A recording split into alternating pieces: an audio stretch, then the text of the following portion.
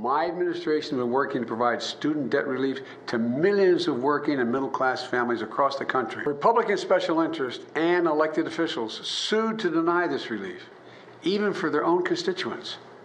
But I'm completely confident my plan is legal. It isn't fair to ask tens of millions of borrowers eligible for relief to resume their student debt payments while the courts consider the lawsuit. So, Judge, before I go into the bribe, how does this play out in court? Well, it's going to play out in court and he's going to lose. But the amazing thing about it is, forget the bribe.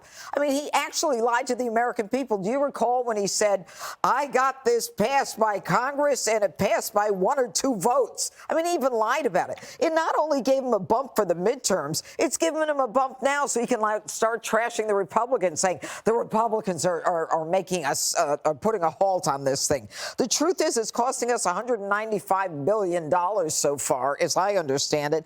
And the average medical student that we thought, they get $10,000, $20,000 at the most, they're going to get like $107,000 credit based upon all of these pauses. And it really is based on an emergency that does not exist. That's it. That's all I have to say. Jessica, your friend and mentor, Nancy Pelosi, said that he couldn't do this. Yeah, I remember that. Doesn't have the authority to do this. So what happened? What changed? Times change, Lawrence. Okay. People evolve. There are a lot of people who did say this wasn't legal. There were people who say that it was. Legal scholars, obviously Elizabeth Warren has been behind this, but Biden had changed his tune on this as well, and I think he was really following the direction of Whip Clyburn, who then it became a major piece of legislation that he thought was important.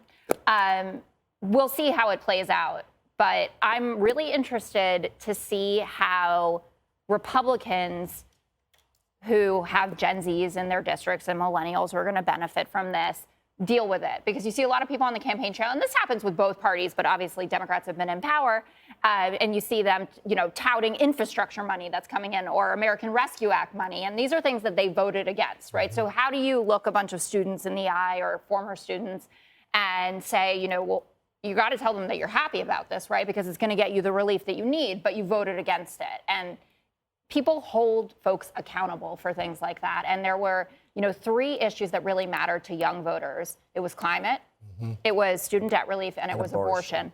And Republicans are going to have a very tough time explaining away lack of support for all 3 of those issues. So I think you can explain this to a young person. They're not as stupid, Jessica, as you think they are. They understand that other people are paying for this. When they did this survey, they found that these people were going to spend most of their money on tech, gadgetry, booze, and dining out. Yep. So basically what you're doing is you're taking money from hardworking Americans to pay for the idle luxury of overeducated layabouts, and we're acting like that's relief. We're playing games with language. And I'll tell you, $200 billion, that's chump change. Problem is, we're the chumps, right? That's why it doesn't matter. It's so easy to be generous. And I think that if you run into a, quote, young person and they're going, how dare you go, let me ask you this, why would I be against it? Why would I be against that? I should just as easily say that money should be yours and you should get relief. But why would I be against it? Because it's taking from somebody else. That's somebody else's money, right? I actually think that this is a good opportunity to teach people how redistribution works and how this is actually theft and why it's unconstitutional. I would prefer, if somebody were to do this, to go after the banks and their absurd high interest rates and the colleges who encourage people to take the most absurd majors and take these loans.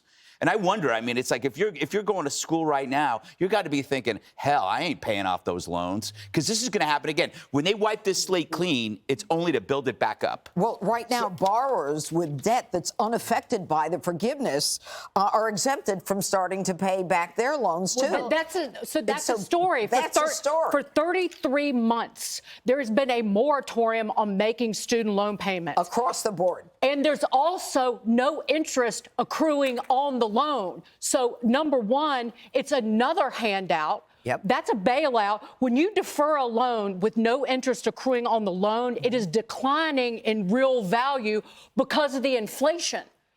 Greg always talks about the declining value of money. Well, it helps these borrowers, but the burden that you're talking about is not just the $150 billion plus because the interest isn't accruing on these loans.